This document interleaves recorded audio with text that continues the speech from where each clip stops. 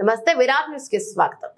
శంషాబాద్ వర్ధమాన్ కళాశాలకు సంబంధించిన డ్రైవర్ నాగరాజు ఉదయం 8 గంటల ప్రాంతంలో విద్యార్థులను తీసుకువెళ్లని బస్సులో కళాశాలకు వెళ్లే క్రమంలో ఒక్కసారిగా గుండె నొప్పి రావడంతో విద్యార్థులకు పెను ప్రమాదం తప్పింది. ఒక్కసారిగా డ్రైవర్ కుప్పకూలడంతో విద్యార్థులకు ప్రమాదమై స్థానిక పిల్లర్ నెంబర్ 287 శివరాంపల్లిలోని శ్రీచంద్ర ఆసుపత్రికి తరలించడంతో అప్పటికే అతను ప్రాణాలు విడిచినట్టుగా డాక్టర్లు నిర్ధారించడంతో విద్యార్థులు డ్రైవర్ ని ప్రాణాలు కాపాడలేకపోయారు.